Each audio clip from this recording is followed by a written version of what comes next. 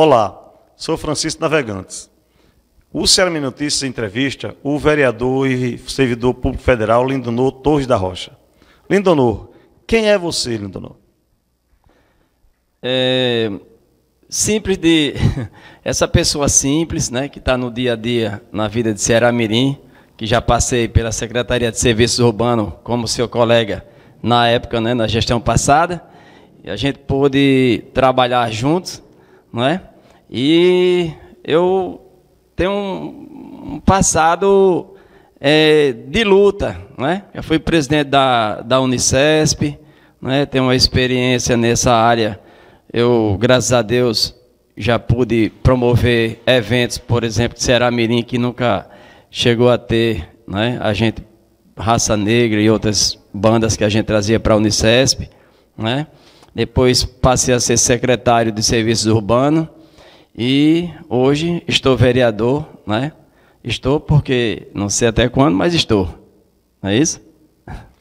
Correto, Lindonor. Lindonor, qual a sensação de ser vereador em Ceará Mirim? Meu amigo Navegantes, é uma sensação boa.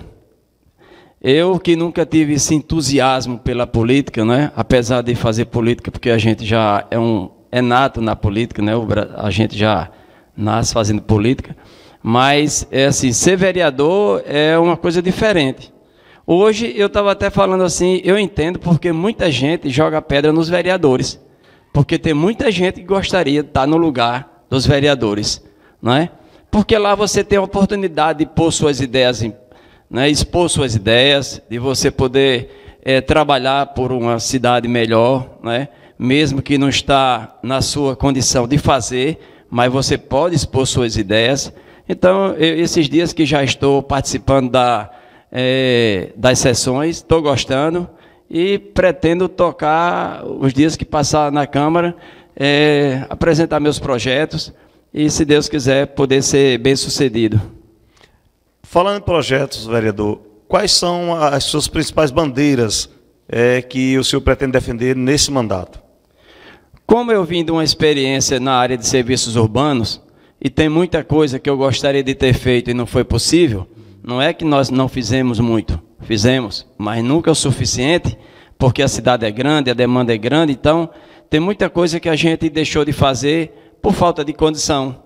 E eu quero expor essas ideias, como por exemplo aqui, pode ser até polêmico, mas eu já hoje estava conversando sobre desobstrução daquela área dos mercados para revitalizar aquela área em frente à prefeitura, que tem aquelas bancas de forma desordenadas, poderia se padronizar, e já era um objetivo do ex-prefeito Peixoto, levar aquelas bancas para uma área que nós chegamos até derrubar o prédio do ponto para iniciar esse trabalho, né, com o cadastramento dessas pessoas que hoje trabalham na rua de forma irregular, mas também não apropriada, dando dignidade para essas pessoas numa área apropriada, não é?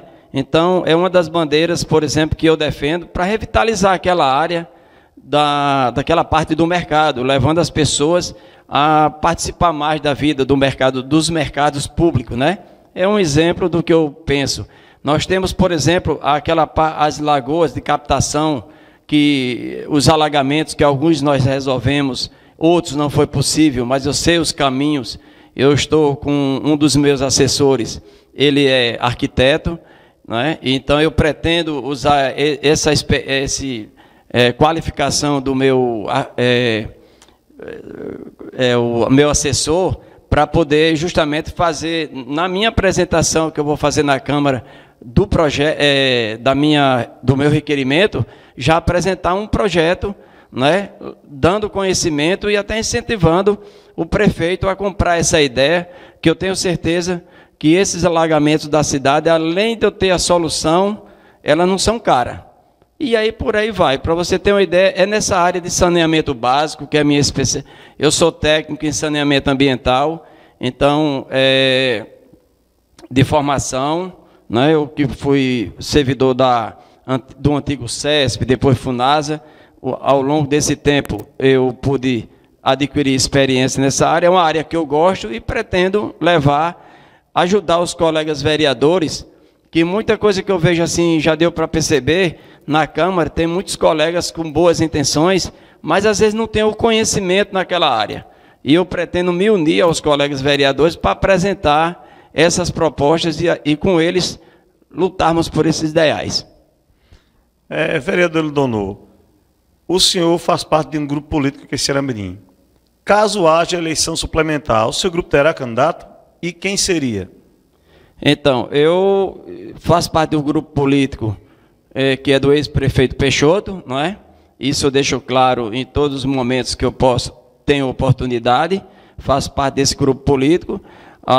O ex-prefeito Peixoto sempre deixou claro que o candidato é Renato Martins, e eu sigo essa linha que determina, e em discussão no grupo, já chegamos a essa conclusão que pode ser um candidato do nosso grupo.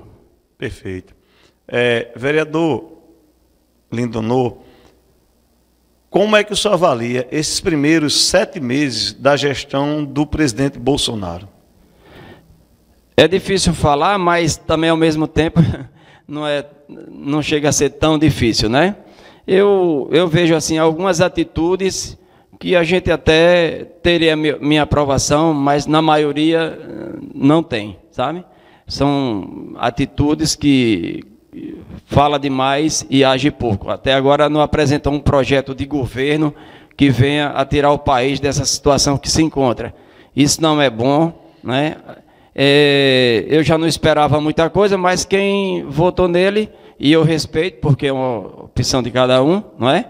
E espero que o Brasil dê certo, não é? Não torço pelo fracasso do governo, porque o fracasso do governo é o nosso fracasso também, nós somos brasileiros, precisamos que o Brasil dê certo.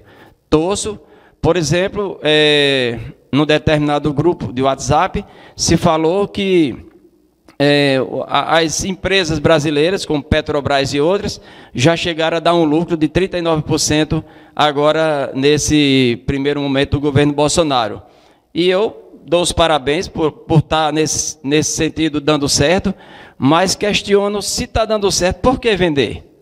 Eu concordo que o Estado deve ser reduzido em algumas coisas, algumas empresas poderiam ser privatizadas, mas tem coisas estratégicas que deveria manter-se no governo, e se está dando certo, está dando lucro, não vejo motivo para privatizar.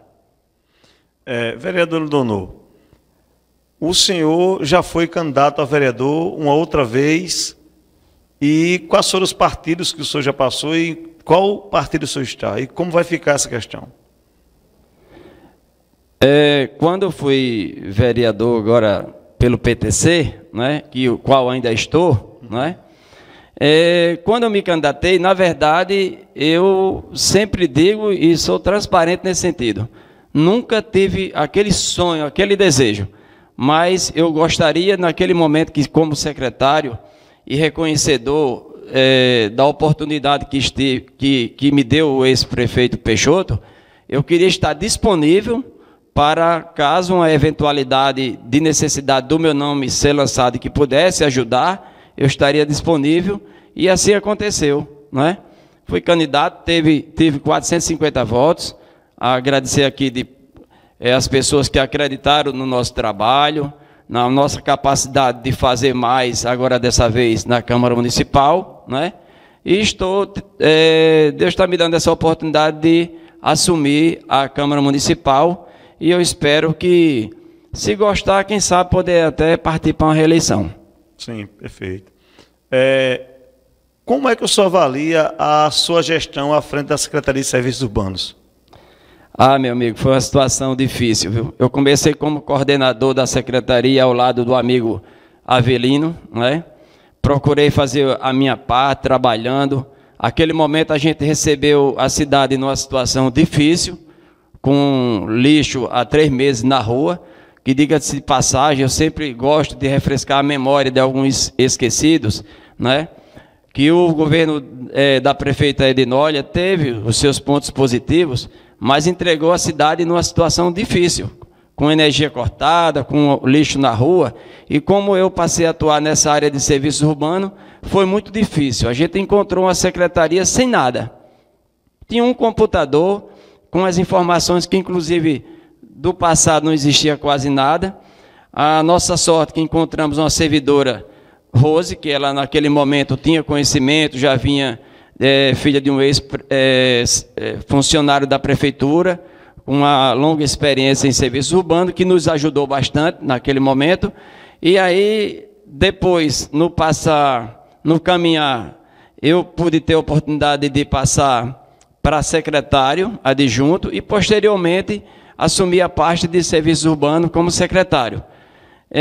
Enfrentamos uma situação na iluminação pública, que você é testemunha, como secretário de Agricultura, me cobrava, né, porque você estava vivendo aquele momento do homem do campo, com os assentamentos sem iluminação, muitos com até 15 anos, pagando iluminação sem ter o serviço prestado.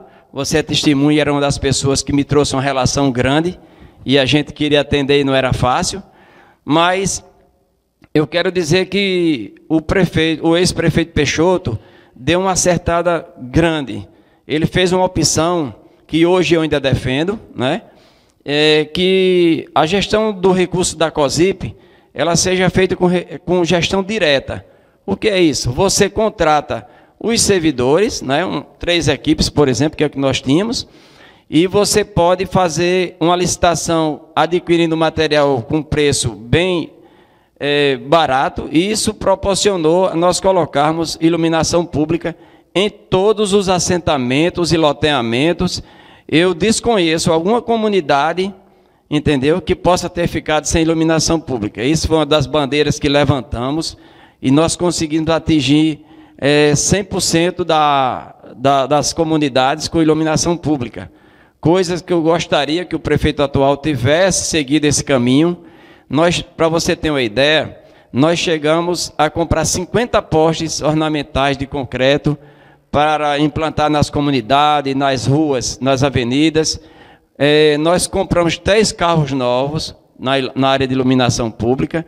Isso é uma coisa que deve ser copiada por qualquer governo que segue.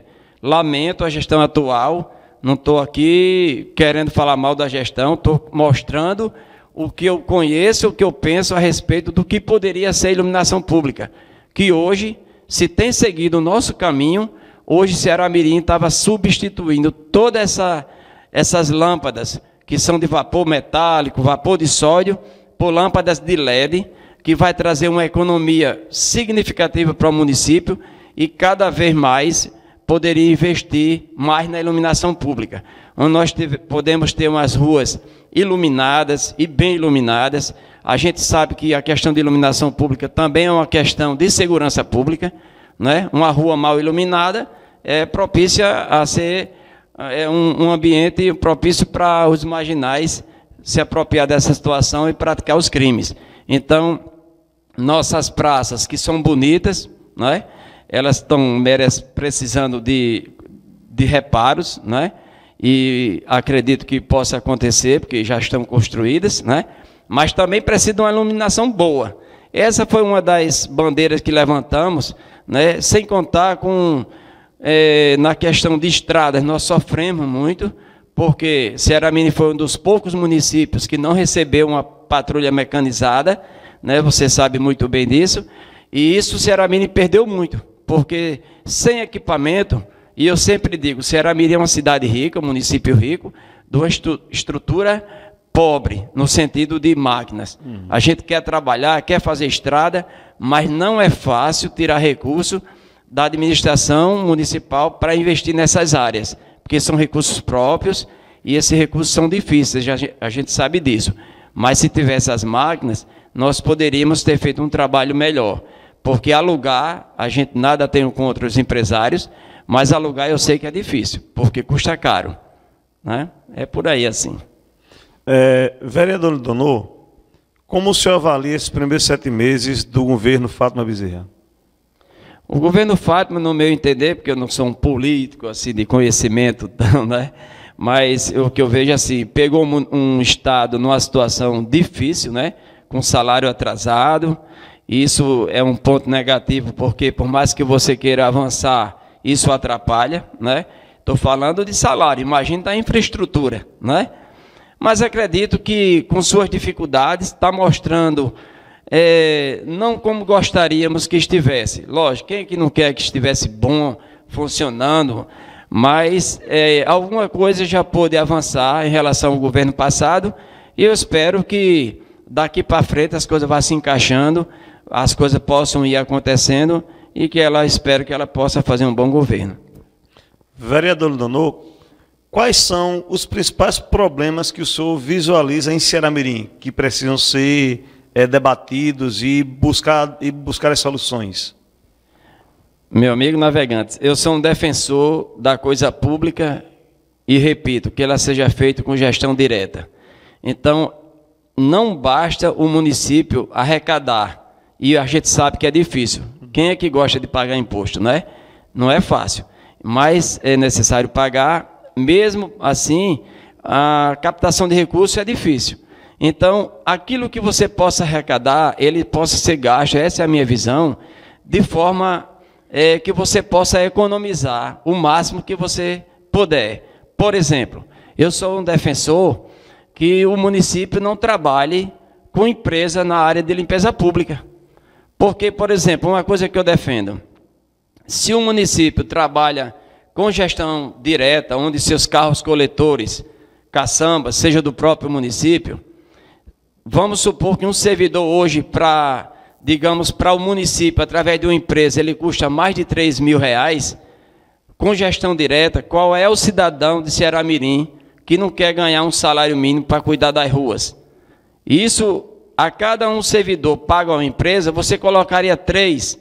Nossas ruas estão com problemas, porque o município hoje já paga mais de R$500 mil com uma empresa de lixo, e aí eu repito que eu não tenho nada contra a empresa, foi licitada, ela está fazendo o papel dela, mas é porque o município não comporta esses gastos dessa forma. Então, eu defendo que seja comprado os equipamentos, colocado pessoas de Ceará-Mirim para trabalhar, num custo bem mais baixo. Eu não estou dizendo que o cidadão vai viver a vida inteira ganhando um salário mínimo, não. Ele pode ganhar um salário mínimo, mas também ele pode buscar a alternativa de ganhar mais. Mas enquanto não tem o desemprego grande, que ele possa sobreviver com esse salário mínimo, dando uma limpeza pública de maior qualidade. Por exemplo, eu defendo que segunda, terça, quarta e quinta, a equipe de serviços de limpeza pública, ela possa atuar na cidade por ser grande, né? E a gente sabe que Ceará-Mirim cresceu muito.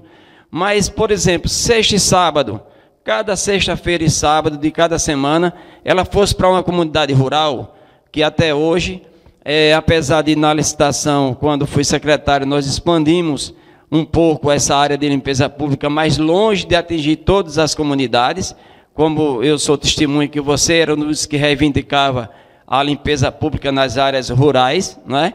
E até hoje eu vejo que melhorou, mas não pôde ser atendido como deveria. Mas eu acredito que se esses equipamentos fossem da prefeitura, além da gente prestar uma melhor limpeza pública, ainda poderíamos utilizá-los na construção de estrada, por exemplo, né? A mesma caçamba que tira os entulhos, ele, se é de jogar num aterro, num local assim, ele já podia destinar às estradas, por exemplo. Ceará-Mirim, por exemplo, nós temos aqui a estrada de Várzea de Dentro, temos pissarra em abundância, né? Então, o que falta? Equipamento. Então, os mesmos equipamentos que trabalham hoje fazendo a limpeza pública, eles poderiam ser utilizados na construção de estrada, por que não? Nos finais de semana, como fiz muito, né? Quantas vezes, final de semana, aproveitei, onde tinha até alguns colegas que tinham caçamba e nos cedia para a gente fazer algumas estradas. E ainda tenho vídeos, quando você me levou lá na área de matas, né? Acredito que o problema continua, porque isso é uma situação de você tem que repor esse material, e você só consegue repor se você tiver equipamento. Por isso que eu defendo que são duas coisas básicas que eu digo que pode economizar, com pouco recurso você poder multiplicar as ações. É essa questão de iluminação pública e essa questão da limpeza pública. Porque eu vou dar um exemplo assim, na época, por exemplo, de Edgar Varela, isso não era feito, né? Para minha surpresa, eu tive a oportunidade de pegar com um servidor, o senhor Chiquinho, como a gente chama, né, que é o pai de Rose, eu tive a oportunidade de pegar uma relação dos servidores que cuidavam da limpeza pública de Ceará-Mirim. E, para minha surpresa, eram 72 servidores. E hoje, Ceará-Mirim cresceu e continua o contrato com o mesmo 72 servidores.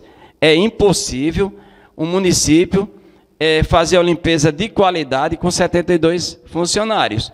Como é impossível, eu entendo, que a prefeitura possa pagar mais de R$500 mil e manter em dias a limpeza pública com um valor desse, que pode ser justo para a empresa, mas é muito para o município. Como o senhor vê as alternativas possíveis de geração de emprego em Ceará-Mirim? Como é que o senhor analisa essa questão? Essa questão de emprego, nós temos, por exemplo, hoje, né, o que já vem com ideias de outras pessoas, como diz que o pai da criança, essa questão do turismo religioso é uma das coisas que pode gerar, né, emprego e renda para o município. Isso já é tão discutido hoje. O presidente Ronaldo está empenhado, junto com todos os vereadores, nesse sentido, e para isso já conseguiu até uma emenda no valor de 300 mil, que é para poder fazer o projeto, porque não adianta você ficar mostrando, sonhando, se você não der o primeiro passo para as coisas acontecer, não é isso? Verdade. Então, na hora que você pode chegar em Brasília e dizer que quer fazer uma obra, mas se você não levar um projeto, não vai sair do canto, né? Dizem que Brasília tem muito recurso, mas para você captar esse recurso, você tem que ter projeto. Eu, que já trabalho na área de projeto na FUNASA, na área de convênios, sei como é que funciona essa coisa. Da prefeitura tem que apresentar os projetos para poder conseguir o recurso.